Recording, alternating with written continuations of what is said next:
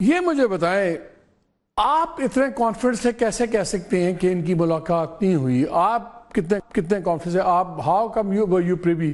کیونکہ انہوں نے پہلے جب اپنی بات کی کہ جب وہ پہلی باری باجوہ صاحب سے ملے تو زبیر صاحب نے میرے شو میں کہا کہ صرف مجھے پتا تھا اور ان دونوں کو پتا تھا جنہوں نے مجھے کہا. تو اگر آپ کو اس بات کا نہیں پتا تھا کہ ان کو کہا ہے انہوں نے اور یہ ملنے جا رہے ہیں، اگر تو پتا تھا تو اب ہمیں بتا دیں.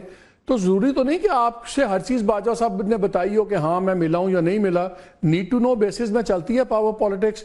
آپ اتنے کانفیڈنٹ کیسے ہیں کہ وہ نہیں ملے؟ اچھا جی مالک صاحب، کیونکہ میں ایک اس بنیاد پہ یہ کہہ رہا ہوں کہ دیکھیں جو انہوں نے یہ بات کی، کیونکہ زبیر صاحب نے خود اس کو کہہ دیا کہ انہوں نے کچھ سنی سنائی بات پر ایسے بات کی تھی، تو شاید اس کے ساتھ اس پورے معاملے کا، لیکن پھر بھی اس کی دو باتیں میں آپ کے سامنے رکھنا چاہتا ہوں. دیکھیے، میں ایک اسٹوڈنٹ آف پالیٹکس ہوں. میں اس پورے معاملے کے اندر ایک اپنی رائے بھی رکھتا ہوں اور میرا ایک کردار بھی ہے. میں سیاسی عمل میں اپنی جماعت کی وہ ساری جو پوری نو کانفیڈنس کی موو تھی، اس میں آپ کے علم میں ہے کہ جو 20-22 کے قریب تحریک انصاف کے ایم این ایز اس جماعت کو چھوڑ کر آئے تھے، تو وہ بنیادی طور پہ ہمارے قریبی دوستوں کا ایک سلسلہ تھا، جس میں رانا محمد قاسم نون صاحب اور باقی لوگ شامل تھے، جن کی بات چیت کے نتیجے میں ہم نے سمجھا کہ عمران تو اپنی پولیٹیکل پارٹی کے اندر بھی اتنے غیر مقبول ہو گئے کہ چاہے جائے کہ الائز ان کے ساتھ رہے.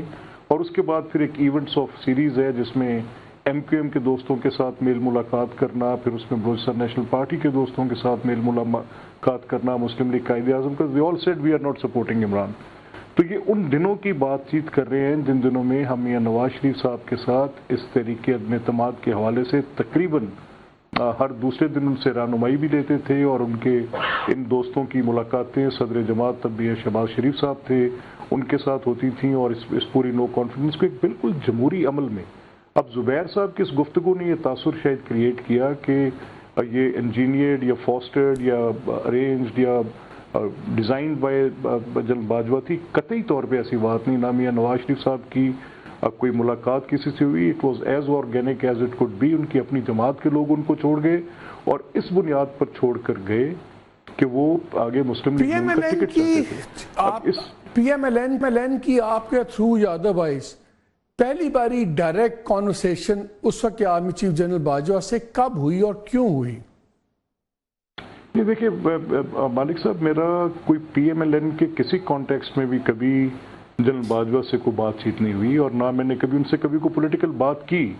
میری ان سے ایک تعلق داری ہے، اس میں کوئی شک نہیں. آئی ریسپیکٹ ہم اے لاٹ، اور میرا ان سے ملکی حالات پر یا سیاسی امور پر یا سیاسی ان عوامل پر جو پی ایم ایل این کو فیس تھے، کبھی اس طرح کی بات چیت نہ کبھی ہوتی تھی، نہ کبھی ہمارا ان کے ساتھ یہ معاملہ تھا. کہیں سوشل سرکلز میں کبھی کسی ایسی ایونٹ پہ کوئی ملاقات ہو جانی، اس طرح کی ہماری ان سے بات چیت تھی اور وہ رہتی بھی تھی.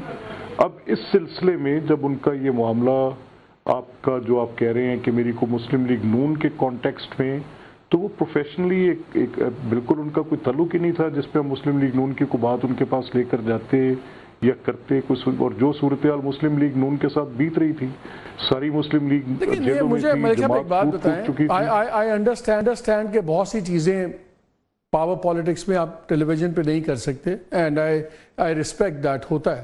لیکن یہ بڑی امپلازیبل بات لگتی ہے کہ ہائٹن ٹینشن چل رہی ہے، گورنمنٹ کی اسٹیبلشمنٹ کے ساتھ کانفلکٹ ہو گیا ہے، آپ لوگ یو آر اسمیلنگ بلڈ، اور اس وقت آپ کی ملاقاتیں بھی ہو رہی ہیں آرمی چیف سے، آپ اس کو پیورلی سوشل کانٹیکس میں ڈال رہے ہیں. سو دل نہیں مانتا. ظاہر ہے جب سوشل کانٹیکس میں بھی آپ ابھی شادی میں بیٹھ جائیں، آپ سے ہر کوئی پالیٹکس ہی ڈسکس کرتا ہے. ہم تو سوشل گیدرنگ میں بھی پالیٹکس ڈسکس کرتے ہیں.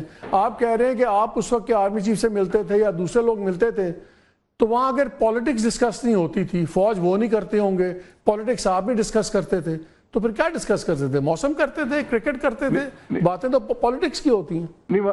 نہیں مالک صاحب، یہ so many areas of mutual interest آپ نے ٹھیک کہا. اس میں کرکٹ ایک ہے، اس میں انڈاؤٹڈلی چھڑ دیو نا، ایڈے بھی نہیں کرکٹ ایڈی بھی نہیں چلتی. میں اچھا میری بات سنیں، کتنیاں گلاں کرتے سو مالک صاحب کرکٹ نہیں ختم ہوتی تھی. میری بات سنیں. دیکھیں نہیں، میں آپ کو ایک بڑی فرینکلی بات کہوں.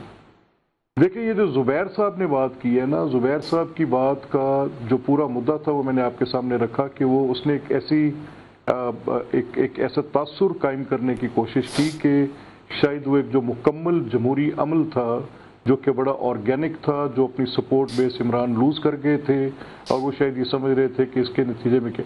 ہاں دوسری طرف یہ معاملہ تھا، عمران یہ چاہتے تھے کہ ان کو ہر صورت میں اس وقت کی ملٹری وہ سپورٹ فراہم کرے جس کا ذکر وہ پہلے سابقہ ڈی جی آئی کے حوالے سے کہتے تھے کہ ان کی گورنمنٹ کو بہر صورت انہوں نے قائم رکھا ہوا تھا.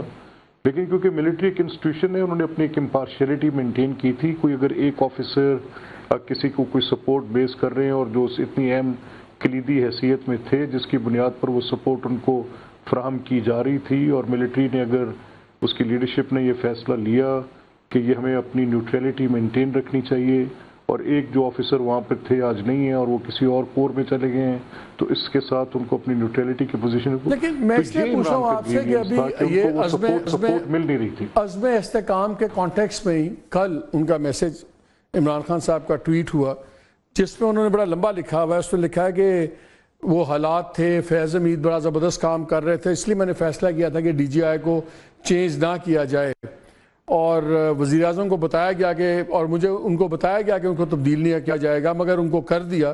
اور پھر چیزیں بعد میں سامنے آئیں جس میں جنرل باجوہ نواز شریف کے مابین جنرل باجوہ کی مدت ملازمت میں توسیع ایکسٹینشن کو لے کر کی جانے والی ڈیل تھی. اس قسم کی کوئی باتیں آپ سے شیئر ہوئیں اس وقت in one of the many social meetings کہ یہ ایکسٹینشن؟ ایک بات تو میں نہیں، دیکھیے میں آپ کو ایک بات میں مالک صاحب جس کا میں بالکل عینی شاہد ہوں، اور آپ یہ یقین رکھیں کہ میاں نواز شریف جیسے اسٹیٹسمین سے آپ یہی توقع کر سکتے ہیں، شہباز صاحب جیسے اسٹیٹسمین سے آپ یہی توقع کر سکتے ہیں کہ یہ تصور بھی کرنا کہ آپ ایک آرمی چیف جو by series of events court میں اٹھنے والے مقدمات اور بھیجی جانے والی لیجسلیشن، تو یہ ایک ایسا معاملہ تھا جو کہ عدالت سے چلتا ہوا پارلیمنٹ تک آ گیا تھا. تو کبھی یہ تصور بھی کیا جا سکتا ہے کہ آپ اپنے اتنا پولرائزڈ آپ اپنا سیکیورٹی کا ہیڈ جو ہے چیف آف آرمی سٹاف، اس کو آپ کیا افورڈ کر سکتے ہیں کہ ان کے ایک political party A is voting for his extension and political party B is not voting for his extension?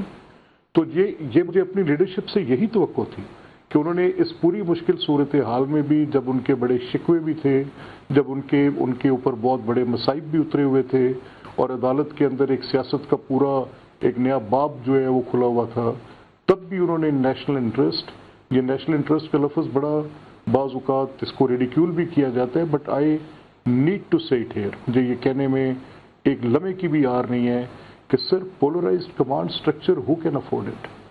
In what sense of imagination even I can think of it؟ تو آپ کہتے ہیں کہ ایبسولوٹلی کوئی پولیٹیکل بات چیت نہیں ہوئی جنرل باجوہ صاحب کی پی ایم ایل این لیڈرشپ سے؟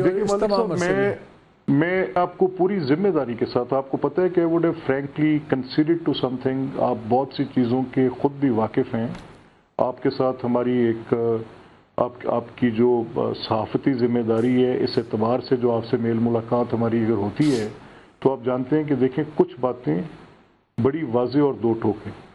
اس سارے عمل میں ہم نے ایک چیز واضح طور پر دیکھی اور سیکھی، وہ یہ ہے کہ جب آپ کوئی ایسی بات، ابھی آپ ڈیفامیشن ایکٹ کی بات کر رہے تھے، دیکھیں میں اب آپ سے یہ کہتا ہوں کہ الیجنگ اے پولیٹیکل پرسن کہ اس نے کوئی ایسی بات کی جو کہ غلط بات تھی، اور وہ بعد میں خود ہی آ کے کنسیڈ کر دیں کہ جی نئی بات کی. اب آپ نے مجھے موقع دیا نا کہ آپ نے کہا کہ آپ نے کیوں وہ سائن کیا، تو میں نے آپ سے کہا کہ ایک چیز جس کو میں نے وٹنس کی ہے اور وہ ول آف دا پیپل ہے. So I had an opportunity through your show to tell کہ میرے اوپر وہ بائنڈنگ تھی اس کو اس طریقے سے ایکٹ کرنا، ادروائز پبلک پرسیپشن میں بات کی بائنڈنگ تو نہیں تھی. آپ کا پروسیجر، آپ نے پروسیجرل ریزنز مجھے دیے ہیں